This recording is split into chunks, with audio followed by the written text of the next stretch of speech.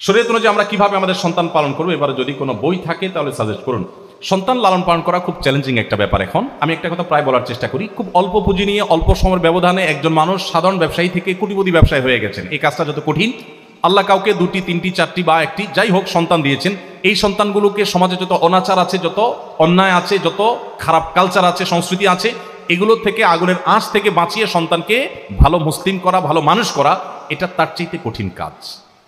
তো এই কঠিন কাজটাকে সহজ করবার জন্য আমরা প্যারেন্টিংয়ের উপরে অনেক ভালো ভালো বই আছে। আইয়ুবির একজন শিক্ষক, ওনার একটা বই আছে সন্তান লালন পালন নিয়ে, বেশ সুন্দর, সিয়ান পাবলিকেশন সম্মত প্রকাশ করেছে। আরও অনেকগুলো বই আছে। একজন ভদ্রমহিলা আছে নমুসলিমা সিহিনতা শরীফা, তার লেখা বই আছে প্যারেন্টিংয়ের উপরে।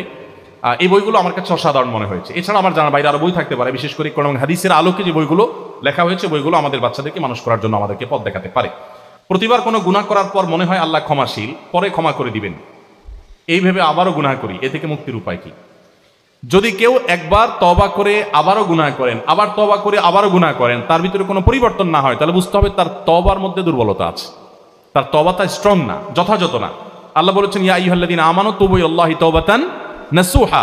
আল্লাহ তাআলা আমাদেরকে বলেছেন খাঁটি তওবা করার জন্য। খাঁটি তওবা মানে যে তওবা করার পর আমার সেটা ভঙ্গ হবে না। তো মানুষ হিসেবে ভঙ্গ হওয়াটা অস্বাভাবিক না, ভঙ্গ হতে পারে। আল্লাহর একটা গুণবাচক নাম আছে তাওয়াব। তাওয়াব মানে কি? যিনি রিপিটেডলি বারবার বান্দার তওবা কবুল করেন। আপনার পাপ হয়ে গেছে, আপনি আল্লাহর কাছে মাপ চেয়েছেন, সত্যি লজ্জিত হয়েছেন, অনুতপ্ত হয়েছেন, নিজেকে ভৎসনা করছেন, আর কখনো করবেন না সংকল্প করেছেন, আল্লাহ মাফ করবেন। আবার কখনো হয়ে গেছে, হতে পারে, তখন আগেরটার চাইতে আরো স্ট্রং তওবা করবেন, আরো বেশি নিজেকে ভৎসনা করবেন, আল্লাহর কাছে আরো বেশি চোখের পানি ফেলবেন, সিরিয়াসলি চেষ্টা করবেন। এবার আপনি আরো বিশেষ উদ্যোগ নেবেন গুনাহ থেকে বাঁচার জন্য। এভাবে আমাদের তওবা স্ট্রং হতে পারে ইনশাআল্লাহ তাআলা। বিশ্ববিদ্যালয় ক্লাসরুম, ল্যাবে ছেলে মেয়েদের সাথে একই সাথে ক্লাস ল্যাব ইত্যাদি করতে হয়। এভাবে এখানে নন মাহরামদের সাথে দূরত্ব বজায় রাখা যায় কিনা? কঠিন, কিন্তু সে কঠিন এবং অসাধ্য সাধন করতে হবে যদি আমি মুসলিম হয়ে থাকি, যদি আমি ইমানদার হয়ে থাকি, যদি আমার বিশ্বাস থাকে যে আল্লাহর সামনে আমার জবাবদিহি করতে হবে।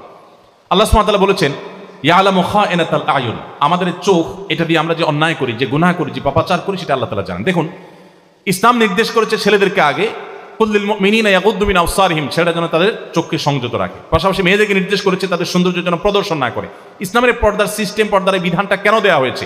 এটা নারী জাতির সম্ভ্রম, তাদের ইজ্জতকে রক্ষা করবার জন্য দেওয়া হয়েছে। কোনো মেয়ে তিনি যদি খুব খোলামেলা চলাফেরা করেন, তাকে দেখে ছেলেরা যে বাজে চিন্তা করে, এটা প্রত্যেকটা মানুষের মধ্যে আল্লাহ সুবহানাহু ওয়া তাআলা এই জিনিসটা দিয়ে রেখেছেন যে তার খোলামেলা এ ধরনের দৃশ্য দেখার পর তার মনের ভিতরে বাজে চিন্তা আসবে, আসাটাই স্বাভাবিক।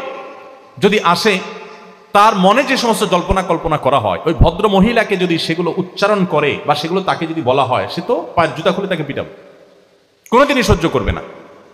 তো ইসলাম সেটাই বলে, ইসলামের চাইতে বাস্তববাদী আর কিছু নেই। ইসলাম বলে যে যে জিনিসটা মানুষ তোমাকে নিয়ে বাজে চিন্তা করছে, জল্পনা কল্পনা করছে, মনে মনে তোমাকে ধর্ষণের চিন্তা করছে, তুমি সেরকম কোনো পরিস্থিতির মুখে নিজেকে ফেলো না, মানুষের সামনে সেরকম নিজেকে উপস্থাপন করো না যে তোমাকে নিয়ে কেউ বাজে চিন্তা করতে পারে। মিডল ইস্টে, আমি সৌদি আরবে দেখেছি এমন বহু লোক আছে সৌদিয়ানদের মধ্যে নামাজ ঠিক মতো পড়ে না, কিন্তু নিজের পরিবারের মেয়েরা পর্দার সাথে চলে। কারণ ওই যে সে তো জানে যে পর্দাহীনতা বা অশ্লীলতা বা বেহায়াপনা বা খোলামেলা পোশাক, এটা যদি কেউ অবলম্বন করে কোনো নারী, তখন তাকে নিয়ে মানুষ বাজে চিন্তা করে। এই জন্য পর্দার এই বিধানটা মানার জন্য মেয়েদেরও দায়িত্বশীল থাকতে হয়, ছেলেদেরও দায়িত্বশীল থাকতে হয়। আপনি আপনার দৃষ্টিকে সংযত রাখবেন, সংগ্রাম করবেন।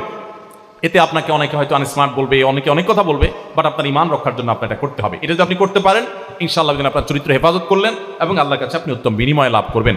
এভাবে সংগ্রাম করে চলবেন। তারপরও কখনো আপনার নিজের অজান্তে কোনো গুনাহ হয়ে যাবে, সাথে সাথে আপনি তওবা করবেন এবং ফিরে আসবেন, চোখকে নামিয়ে ফেলবেন, ইনশাআল্লাহ আপনার গুনাহ হবে না, আল্লাহ তাআলা মাফ করবেন।